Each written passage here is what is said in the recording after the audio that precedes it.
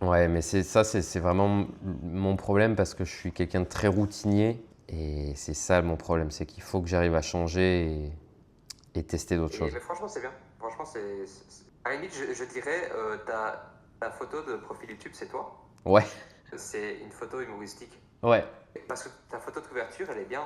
Elle est professionnelle. Essaye d'avoir une autre photo de profil un peu plus, je vais dire, professionnelle, tu vois. Ouais, mais c'est Je une pense. photo Parce que à le laquelle je suis problème. attaché parce que c'est une photo où j'ai plus de dents, j'ai plus une de mes dents de devant. Et je trouve que ça met à bas l'entièreté de tes croyances sur le trading et c'est ça que je veux faire. Ok. Après, c'est un détail. J'ai dit ça, mais c'est clairement un détail. C'est pas ça qui Oui, va et puis même c'est un te détail, faire des vues, hein. je pourrais te dire, oui c'est vrai, t'as raison, il faudrait que je mette une jolie photo de moi comme celle de mon Discord. Mais je suis tellement attaché au côté rock du truc. Mais reste dessus. Tu sais quoi? Tu vas donner une bonne réponse. Je pense que tu as donné une bonne justification. Reste dessus. Ça primera, je pense. Mais merci pour tes retours, ça fait trop plaisir.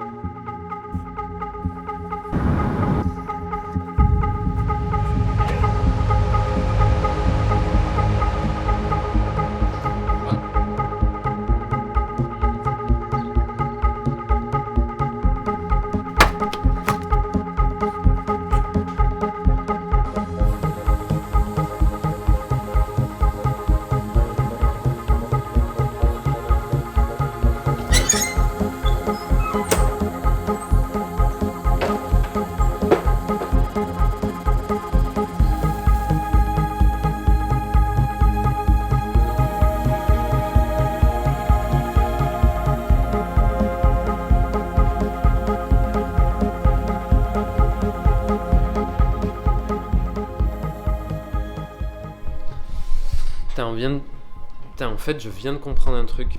Tout à l'heure, je l'ai tellement bien formulé dans ma tête. Je me rappelle plus. On peut pas savoir si ça va être un bon setup ou un bon setup. C'est juste que la probabilité que ton setup fonctionne, ben, tu l'as backtesté dans le passé et donc tu sais que vis-à-vis du passé, tu as tant de chances que ça arrive. En vrai, on ne sait pas du tout. Du tout. Et depuis que je suis passé sur une stratégie où on fait des 1 pour 10 et qu'on peut prendre plusieurs pertes, je trouve que c'est assez fascinant le nombre de fois où tu peux rentrer dans le marché en disant, de toute manière, ici c'est une bonne zone, mais je ne sais pas si ça va marcher. Ici c'est une bonne zone, mais je ne sais pas si ça va marcher. Et le fait d'avoir plusieurs cartouches et arrêter d'essayer d'avoir la zone, eh bien, je trouve que c'est beaucoup plus libérateur parce que tu sais que tu as, même si ton premier setup ne marche pas, tu sais que tu as 4 autres chances si ton plan c'est 4 pertes. Et toutes tes zones sont bonnes à prendre. Tu ne sais pas où le prix va exactement aller. Donc tu as plus de chances que ça aille à un certain niveau, mais tu ne sais pas si ça va le faire. Tu ne sais pas si ça va toucher tes 50% de Fibo, tu ne sais pas si ça va te rebondir sur ta trendline, tu ne sais pas si ça va aller dans ton ETE, tu ne sais pas si ça va revenir dans ton ordre de bloc. Et si tu as une stratégie qui te permet de prendre tous ces setups-là, parce que quand tu rentres sur une position, tu gagnes 10 R quand tu gagnes et que tu perds 1 R quand tu perds, tu as 10 chances avant d'être à break-even. Et je trouve ça insane. Enfin, moi, ça me régale. Par exemple, hier, j'ai pris 4 pertes. Je me suis dit, à 4 pertes, j'arrête. Parce que c'est la manière de trader du mec que je suis en ce moment. J'ai arrêté. C'était la 5e. Voilà. C'était la 5e qui était la bonne. C'est un TP d'hier. Mais toutes les zones auraient pu fonctionner avant. Par exemple, ici, cette zone, elle aurait pu marcher. Ici, cette zone, elle aurait pu marcher. Ici, cette zone, elle aurait pu marcher. Ici, cette zone, elle aurait pu marcher. On ne sait pas où le prix va s'arrêter avant de descendre.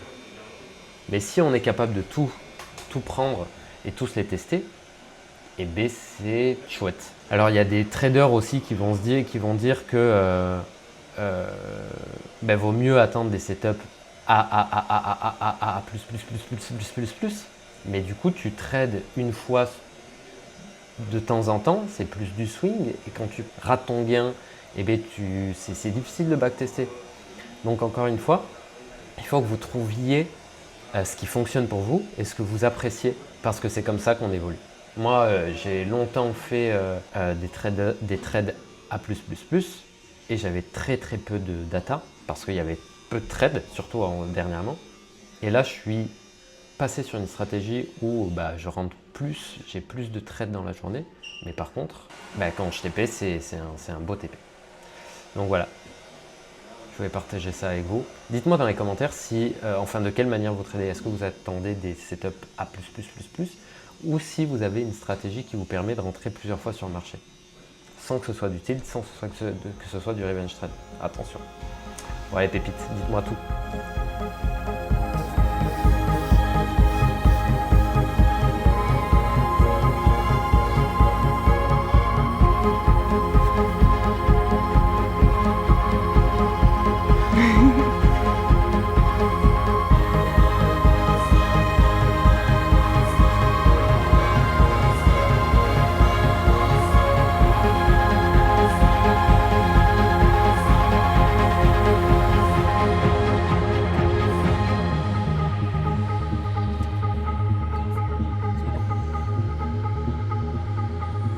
Vous voyez, c'est le même graphique que tout à l'heure et on ne pouvait pas savoir quelle zone allait fonctionner. Ça aurait pu être la zone d'au-dessus ou même on aurait pu reprendre le plus haut de lundi, etc. Et bien c'est cette toute micro petite zone qui fonctionne. Et je suis content! Je suis en train de me rendre compte à quel point c'est hyper important de mettre de la musique et qui fait l'histoire de qu'est-ce qui va se passer. Et en fait, la musique, c'est hyper bien. Je faisais des cuts très francs, qui étaient trop stylés, hein, mais qui étaient vraiment dynamiques. Et là, j'essaye de faire plus. En fait, je viens de poster la vidéo et Anne-Claire m'a fait le retour de... ça l'a happé, le fait qu'il y ait de la musique et que ce soit tout long. En fait, que je parle et qu'il y ait de la musique qui commence à partir. Et donc, qu'il y ait les images qui soient impactantes. Et je suis trop content parce que je m'améliore. C'est trop ouf.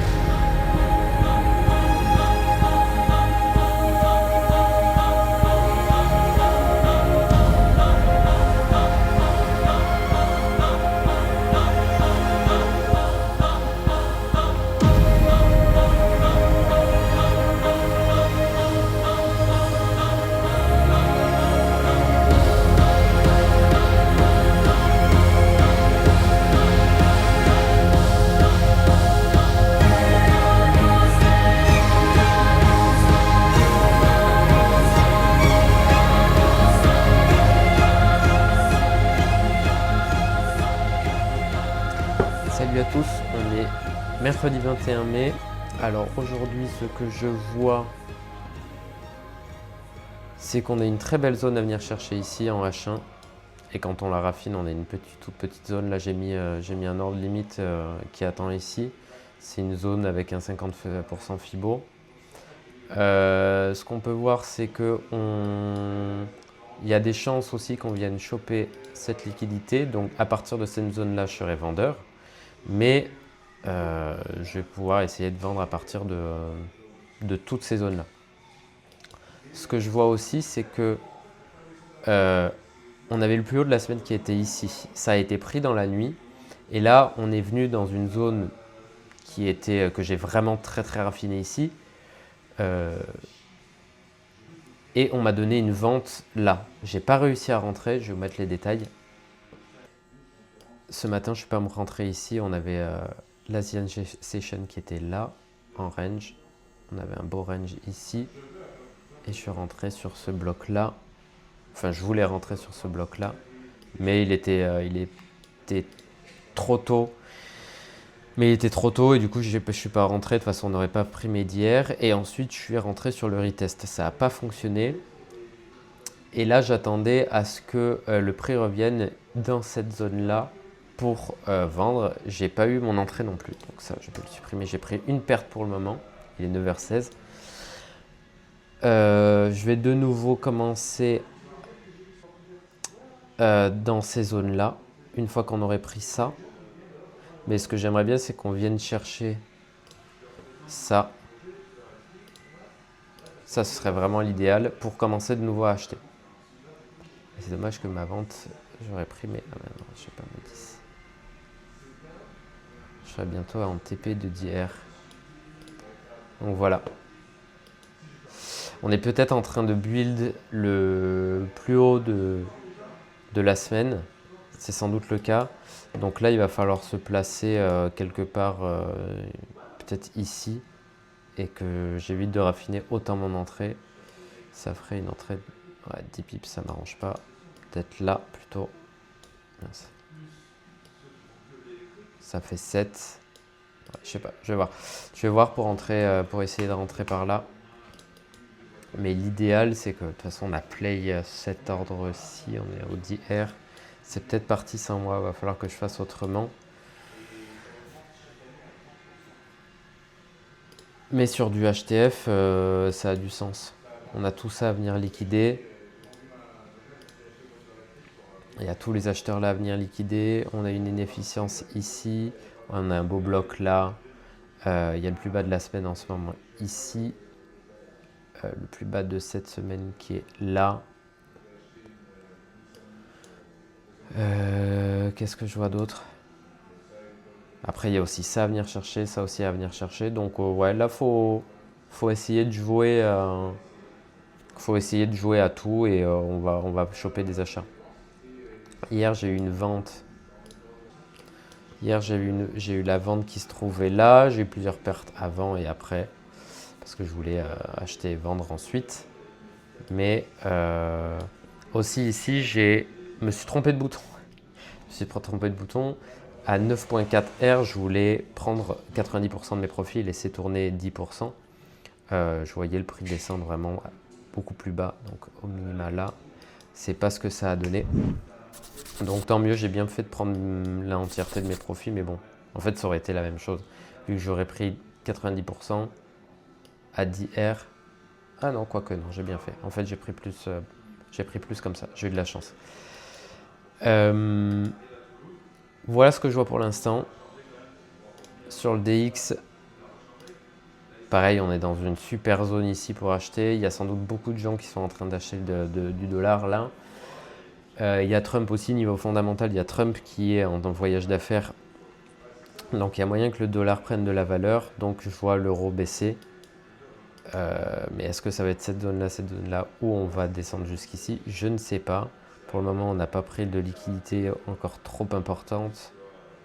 Mais en fait, on ne peut pas savoir ce qui va play. On voit qu'on a liquidé cette trendline là. J'adore ça. On liquide la trendline ici, on la reteste. On fait miroiter aux acheteurs qui tradent les contre-trendlines et que ça n'a pas marché. Et puis on retouche et on retombe.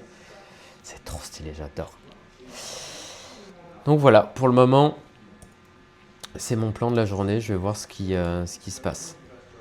Mais ici, j'achète. Ici, j'achète. Voilà. On est dans ce trade-là.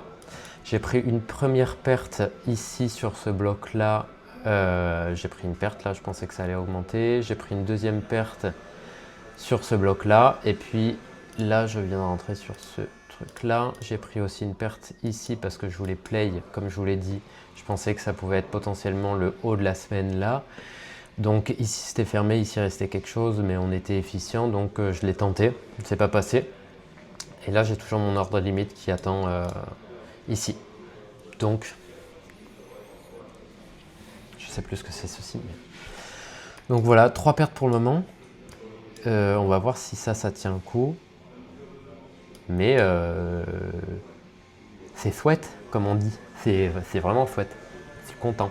Ouais, je suis assez content parce que j'ai une bonne lecture, même si tu prends des pertes, ben oui, mais ça peut play quoi. On est le 21 mai, il est 18h, on vient de ajouter une nouvelle position. Je ne sais plus la dernière fois si j'avais déjà pris ce bail là. Mais en tout cas, on vient de rentrer dedans. Alors ce qu'il faut que vous sachiez, c'est que je suis un trader qui s'appelle AlgoWeb et c'est un monstre. Il est rentré sur 7 achats et je suis rentré aussi. Et là, il vient d'envoyer cet achat, donc je suis rentré aussi, mais c'est pas mon trade. Lui, c'est vraiment que son trade. Moi, j'aurais pas eu le cran de rentrer de nouveau. Franchement, il est très très fort, donc voilà, on vise les 10 R. Moi, j'ai bien envie de vendre à partir de cette zone-là. On va voir ce que ça donne. Let's play!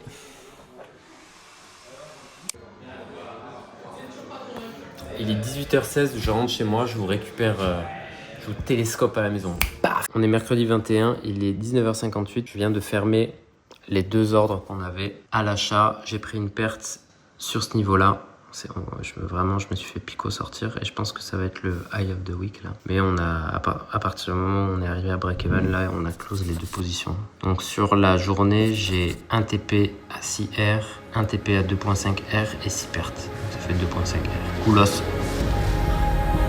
Bye bye.